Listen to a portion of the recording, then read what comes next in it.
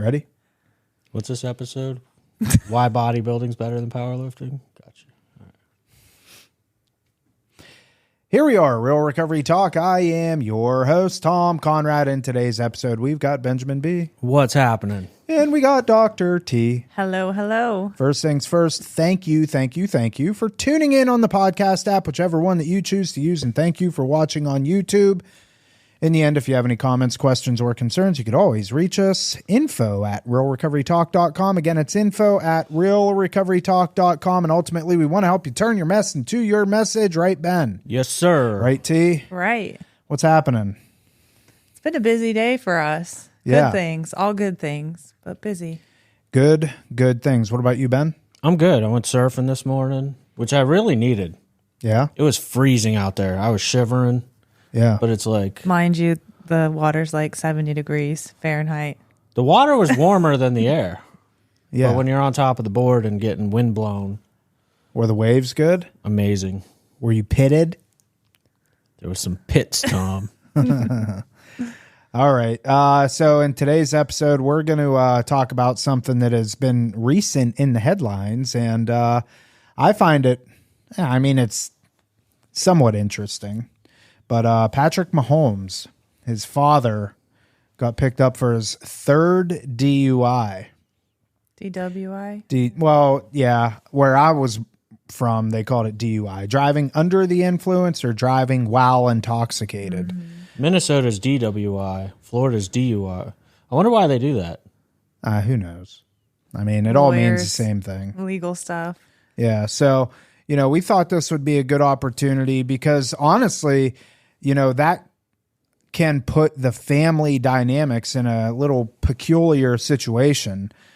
Because, when you get, and we were talking about this a little bit ago, when you get your first DUI, the family can oftentimes look at it and think, oh, tough luck, and go through the process, go through the court process and, get a slap on the wrist or whatever. And some states obviously are worse than others in terms of, repercussions. But generally speaking, you're going to lose your license for a short period of time, pay some fines, and maybe have to do some sort of like DUI class or something like that, which was the case for me. But when you get your second, third, fourth, fifth DUI, like how are people supposed to handle that? And we thought it would be a good discussion. So what do you think, Ben? I was just looking at the article real quick. What do you mean by handle it as far as like if you are the person that got the DUIs, DWIs? Well, let's just look at Patrick Mahomes' case. And, we're using Patrick Mahomes as an example because he is obviously heading to the Super Bowl. He's a very influential person, but he's a human being and he has parents and he has a family, and he's in the spotlight, all the time. So we're only referencing him because, it's trending news right now. But families in general, when you have a loved one that obviously struggles with alcoholism and you see them wasting their life away, getting their third DUI, you have to ask yourself, what can I do? What should I do? Who do I talk to? Where do I turn? That type of stuff.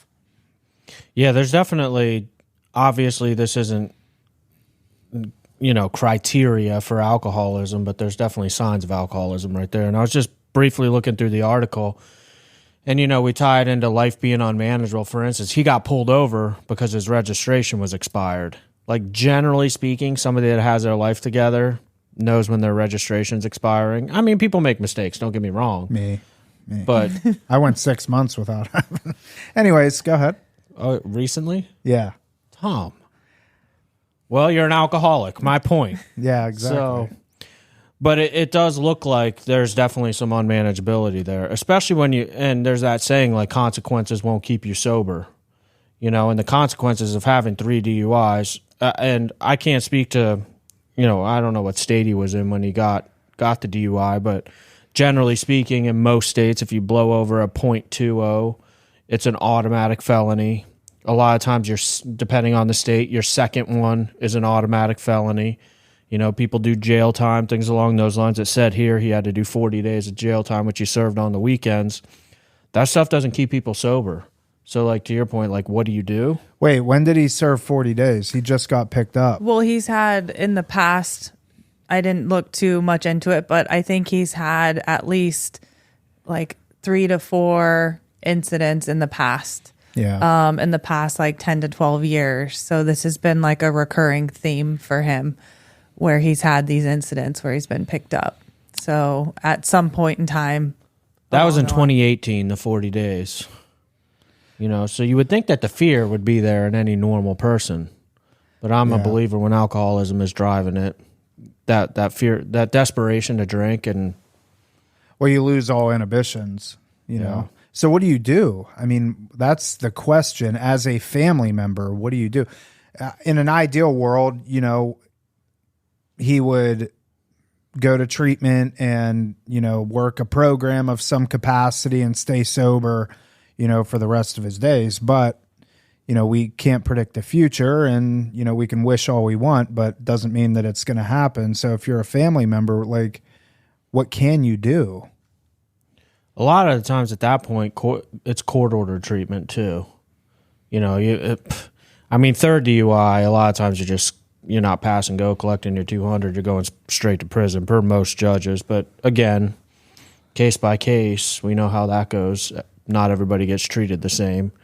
With a last name like Mahomes, I'll just throw it out there, probably not as severe consequences, but like giving this guy the opportunity to get better, I think is where it's at. You know, I'm not against consequences, don't get me wrong. Like, I do think you commit the crime, do the time, so to speak, but there is a big push in today's culture for getting people the help that they need. And we've seen the benefits of that. Like, we have clients here who have had multiple DUIs and have completely turned their life around. Yeah. But like, if Tom, like, let's say, like, if this was your wife, right, and you were in, or, you know, in this situation, when they, you know, go through the processing, get out, come home, if, you know, you have that relationship that you are still together or whatnot, or even if you're not living together and you're his son, how would you go about sitting down with him and saying, hey, let's just sit down and have a talk and talk about what's happening right now, what's happened in the past? How do you even approach that conversation? Well, for me personally, obviously, knowing what I know and doing this now for so long, the way I would handle it is pretend I'm Patrick Mahomes, and, you know, Dad gets out of jail, and for whatever reason, I felt it on my heart to bail him out. So I go and I bail him out of jail. And now he's sitting on the couch in front of me. Conversation would go simply, look, Dad, like, this obviously is something that has been, you're a habitual offender at this point. I've stuck by you this whole entire time. This is something that obviously you're still struggling with, and I love you. You're my dad. You know, I'll always love you, but I have to set some boundaries for myself. You know, I'm not going to put up with this. You know, I'll still talk to you on the phone every now and again, but I'm distancing myself from you, and you can't be around my kids. You know, something has to change.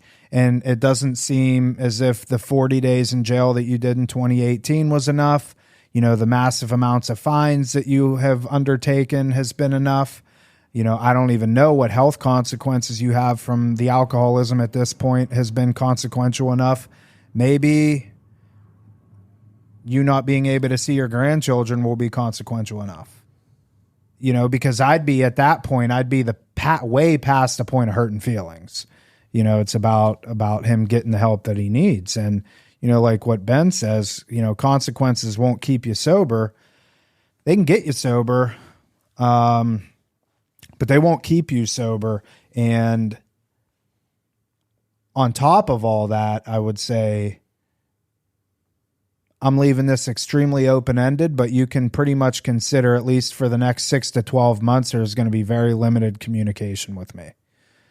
and I want to see that you're actively working some sort of program, you're staying sober, and you're doing the things. And listen, in 6 months, I'll know. I'll be able to tell. You know, I mean, for God's sakes, I'm the number one quarterback in the NFL. I know people, so I'll know. You know what I mean? But that's the approach that I would take, whether, you know, Patrick Mahomes or anybody else in that situation. But that's just me. Yeah, you got to figure out, like, as a family, and I hate using this word, but like what leverage you have. You know, and the reality of the situation is your kid's going to the Super Bowl. Hey, Dad, you're not welcome. You know, something along those lines, which I'm sure no kid wants to do to their dad. But at the same time, for the greater good, like, those are the boundaries that need to be set to be able to help someone. And we talk about it all the time. Like, this process is very counterintuitive. It's, you know, for lack of a better way to put it, tough love. And at some point, like, that frothy emotional appeal just doesn't work anymore. You know, hey, Dad, after the first one, can you do a little better? Third one, I don't know. Like you said, the pattern's there. You kind of just got to hit them with it. You could kill somebody. How would you handle it? If I was his son, or if you were, if you were his daughter.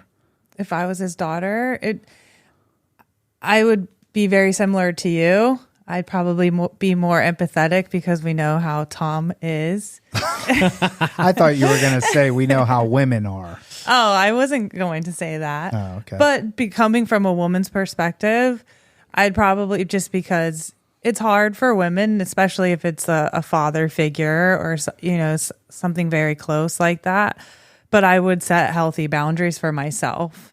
Because if you look, not to mention, he was a pro athlete too. So he's had his own stardom and he's had the highs, and clearly he's spiraled out and he's now obviously on a low. So I would just try to sit there and just empathize with him and see where he's at. Just have not an accusatory conversation, obviously. Yeah. Just like you said, an open conversation, because obviously it's a problem. It's been a problem. I don't know what the family dynamic is, but it affects the family. It affects everyone around. And because it's Patrick Mahomes, I'm sure he's getting it from all ends of everything. And I would just say, this is not about me. I don't want it to be about me. It's about you. And we need to figure out how we're going to change the situation. And just meeting him where he's at, like the motivational interviewing that they teach us, you know, to do with people. Yeah, that brings up a good point. I mean, because, and it's easy for the three of us to sit here and throw our 2 cents in when we don't know the situation, obviously, but I'd be curious to know more about how they handled, I'm talking from a family perspective, how they handled the first 2 times or the first 3 times, or how, you know, the all-encompassing alcoholic behavior that has been taking place for years before this, how they handled that. If their way of handling it in the past years has been kind of, we're just going to turn our back away from it and pretend like it's not happening. Okay, maybe my approach would be a little bit different in the sense of like, well, we haven't really tried helping you at all up to this point. Maybe we'll step in now and try and help you in some capacity. But if they have been trying to help him up to this point and it's just not working, then I would have the more, okay, now I'm just gonna wash my hands of this and you're gonna be on your own. You know, so I think there's a lot more that goes into it than we know, and I'm sure more will be revealed as time goes on, or probably not. I mean, this is, you know, something that just happened. But you did bring up a good point that alcoholism, and from a normal person's perspective, which I don't know much about Patrick Mahomes at all, but I assume he's a normie. He's not an alcoholic. He's never been to treatment, yada, yada, yada. I mean, he's a professional athlete. He's great at what he does. So this is probably completely uncharted territory for him. And for somebody that this is uncharted territory for, it's very easy to get, kind of lost and in this position of not knowing what to do, and ultimately could force you to do the wrong thing, or could force, you may end up doing the right thing. The point I'm making is that there's always underlying stuff. And this is kind of what you were bringing up. Like, what is going on with his dad to make this happen so often? Again, normies look at alcoholics and DUIs and stuff as like, oh, you idiot. Why you keep doing this, when if you've been listening to this podcast for any length of time, you probably know by now that there's underlying stuff. It's not that we just woke up one day and decided to be an alcoholic. Like, there's underlying issues. No, I'm glad you brought it. I was going to say the underlying, what's the underlying cause there? And, it is a different dynamic. I mean, you do have to have some empathy. Like, if we have a family member in the same situation, we're not all over the newspaper and all over social media. Like, look at this. Look at the amount of attention this poor guy's getting for being potentially an alcoholic. Like, if anybody else gets a DUI, yeah, sure, maybe my mugshot's in the paper, like at the gas station. Yeah. But that's about it. And, you also brought up a good point, Dr. T, with the high highs, because we've seen that with people that have had, whether very successful in business or maybe they're a celebrity of some sort. We've had those types of clients come through Rock and they're no longer in the spotlight. That's a high to come off of. It's funny that what's at the forefront of my mind right now, I had a good buddy of mine, I won't say his name out of respect for the family and stuff, but he played the bass in a bunch of local bands and ended up actually being good enough, like toured with bands like Seven Dust and stuff like that, was a musician, living the rock star life for years and years and years. No longer a rock star, sold his bass, and all of a sudden he's drinking a gallon of Crown a day, and ended up passing away a few months back from his alcoholism. But I could always tell, like, when I would sit down with him and try to help him, like he was at this spot in his life where he had this rock stardom, like being on a stage performing in front of thousands of people, and all of a sudden nobody knows who you are. Like, that's quite a high to come off of, and to be chasing that. And a lot of people, a lot of celebrities find themselves in the throes of addiction, I believe, as a result of that. I think it is, and we briefly talked about this before, and it doesn't, like you said, it doesn't really matter what field specifically, whether it's successful business people, but we do see, if we're just going to speak about like athletics, even, college athletes, high-level college athletes, high-level pro athletes, no matter what sport you're doing, one, that territory comes with sex, drugs, alcohol in itself. And injuries. But the very high highs where you're getting your dopamine, your serotonin, and you're don't realize it at the time, but you're already starting to do the roller coaster. Even if like drugs and alcohol and sex aren't there, just that performing in an arena with people screaming your name, cheering for you, you're still getting that flood of like, yes, this is great. And you want that feeling still over and over again.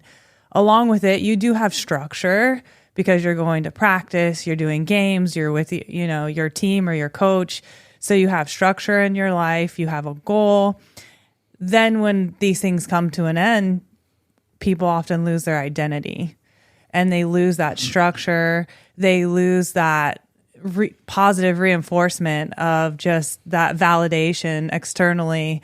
And then oftentimes you do see it, and I don't think people talk about it enough, is people just spiral out of control and they do turn to drugs and alcohol, whether it became a problem while they were in their sport or after, because that's the next best thing that's going to keep giving them that high, and they don't realize it initially, and then it becomes habitual, and then it becomes a problem. And I think oftentimes people don't speak about that because they get lost. They lose that structure. They lose that identity. Now they're home. They may have a couple bucks in their bank account and they're like, what is my life? What's my purpose? And things just start spiraling. Well, a big part of the recovery process too, like if you sit down with a therapist, they like basically for I'll just say it straightforward. They want to right size you. How many people ride into recovery on their ego, their past accomplishments, and I'm like, yeah, dude, you're sitting here right now. Right. Like, let's take a look at the situation for what it is today, and we need that ego deflation. And what's the saying? I'm an egomaniac with an inferiority complex. Mm-hmm. Like, you come into the recovery process with a huge ego. To be straightforward, those are the people that die. Like, and I feel bad for the cases. Actually, let me say it like this. I, generally speaking, have more hope as far as chances of success for people that come in here with nothing. Nobody knew who they were. They never had any money. Versus the people that either come in and they've lost all that, or they currently have tons of money. Because money does nothing but cause people in early recovery problems. Because how much do you need to change? They're so used to buying their way out of stuff. And let's call it for what it is. Like, if you're a sports star, celebrity, whatever the case is, you might be in treatment, but just to say it, like, for instance, the other clients might run up to you and say, oh, you're so-and-so that played for Kansas City Chiefs, and the clientele will treat you different. And that's not fair. And like, so for us, when we get these instances, like something that we try to do here, when you have somebody that comes from that kind of status, is you treat them like any other human being. You talk to them the same way. You remind yourself, you may have been a celebrity, but you're not a celebrity with me. We're on the same playing field. In fact, I'm further on in my recovery than you are, so you're going to be the one listening. And it's I think even professionals sometimes have a hard time holding that boundary. Mm-hmm. But we need to. Yeah. Because they need to be treated like human beings. I agree. It's not fair.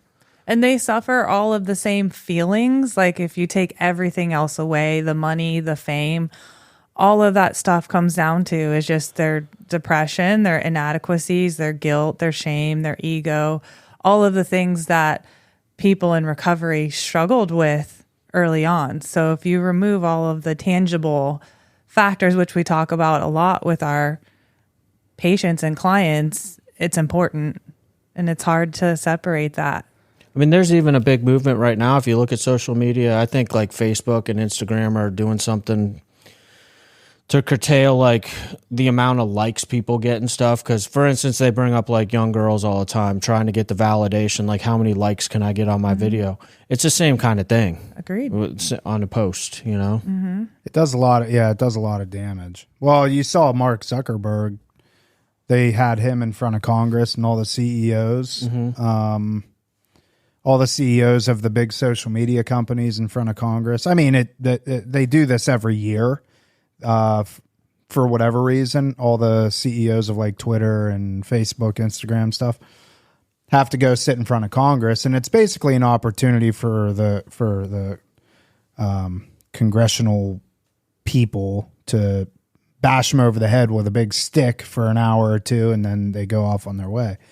But this most recent one was pretty interesting, and Mark Zuckerberg actually got up and turned around, and the people that were in the because they opened it to not the public, but everybody that was in the audience are parents of children that have been affected or killed themselves as a result of social media.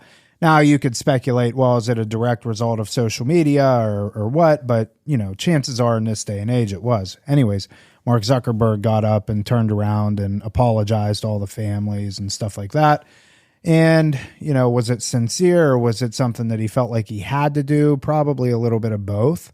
But, it's even, yes, you could be a Patrick Mahomes or you could be a 16-year-old girl that has, for whatever reason, 500,000 followers on Instagram, and those 500,000 people probably have no clue who Patrick Mahomes is, but they know everything about this 16-year-old girl or 18-year-old girl or whatever the case is. So, it's all relative, and they're put in a tough spot. I remember this goes back, I don't even know, maybe 10 years ago. Remember when Michael Phelps got busted smoking pot and everybody like had a freaking conniption because And now it's legal. yeah, and he was on video like smoking a bong or something, and everybody wigged out. And you know, look, I remember my thought process of that back then was like, dude, you're an Olympic athlete. Like, people look up to you. You shouldn't be doing these sorts of things. That was my perspective then. My perspective now is, you're an Olympic athlete. You obviously influence a lot of people, but it's your life. And if that's something that you want to partake in, I don't have any say as to whether or not you should be doing that or not, nor do I really care. Where I draw issue with it is if my son or daughter are swimmers for whatever reason and they like you and this video gets out. So, you know. But I think that plays into, as an athlete, a professional athlete, it's like society has a standard that they want to hold you on a pedestal, which then falls back on the athlete. You know, that puts, whether people recognize it or not, stress, pressure, living up to an image, an ideal image, you know, on them that people also don't think about. You know, I understand as an athlete, you should have certain things, that expectations, you should know better. But at the end of the day, athletes are humans. So I think, you know, it's a two-sided coin. Think about it too, like athletes, celebrities, how many of them go out on a winning note? Most of them, their careers end. I mean, if you're like a quarterback that's won tons of Super Bowls, they usually retire after all of a sudden they're losing, and people are like, oh, he's too old, get rid of him. You know, Right. a lot of the times this stuff ends on not a good note. Yeah, unless you're one of the few that like get some sort of NFL commentator deal like Terry Bradshaw and those guys, you know. And Gronk, yeah. I mean, it's interesting, but in the same sense, going back to what you said, Tambini, about that, I think the standards that are set for people isn't even, you know, like professional athletes. Yes, I don't necessarily think there's anything wrong with that. My wife worked for a church, a local church here, and you're required to sign a piece of paper when you get hired from them stating that you won't drink alcohol. Ben, interesting face. What's your thoughts on that? Hold on. I want to make sure I heard that correctly. Yeah, you did. She went to go work for the church and had to sign something Yep. that says you won't drink alcohol. It's in the paperwork, the onboarding paperwork, that you won't partake in alcohol I mean, consumption. don't they drink wine at No. the service? No. They just give grape It's juice. grape juice. Yeah. That's a tough one. It's a rabbit tail, and we won't spend a lot of time on it, but based off of your look, I want to see what your opinion is. I don't think it's right. Why? I guess I just believe in freedom, Tom. Well, but if you Okay. but if you look at athletes, right? When I played basketball in college, the NCAA has rules, the NBA has rules. When you sign your letter of intent, when you sign your contracts to play, these things specifically say that's why they do drug testing, things like that. So, you know, to that degree, you though you are a professional athlete or a college athlete, you signed something saying you weren't going to do X, Y, and Z either. Right. I guess in a way, like for me, and this is just my opinion, and I might change my opinion down the road. I don't know. But I feel like if you're drinking in the position that you're in jeopardizes other people's safety or well-being, like I wouldn't want, say for instance, I don't know, an airplane, a pilot. I'd like it if pilots sign a thing that they'll never drink alcohol. But They're one of the worst. I know. That's why I chose We've that had one. pilots. Yeah. Yeah. come through. Stuff along those lines. Yeah. Like I'd prefer like the FBI responsible for catching terrorists. They don't drink, you know, stuff along those lines. But at the church, I don't know. I think I feel different. Okay. So, and this is an interesting discussion, and I mean, we still got some time. The church in and of itself, and Ben, you're a religious, or you're a spiritual person. You're not a religious person. Is that a fair statement? Yes, agnostic. I am still seeking, yet I definitely do believe that there is a God, and as long as I know it's not me, we're good. Okay, so as somebody, as a Christian myself, and as somebody that, I'm a Christian, so obviously, what comes with that. My perspective on it is, as a Christian, in particular, we're going to keep it on the people that work there. Their job is to what? Preach the gospel. I haven't been to church too much in my life. Sorry. If that's the wrong it's all answer. good. It's to be the hands and feet of Jesus Christ. In particular, like, you're going, when you're out in the public, we want you to resemble, a spiritual, we don't want people looking at you consuming alcohol, because you are a direct representation of the church. You work at the church.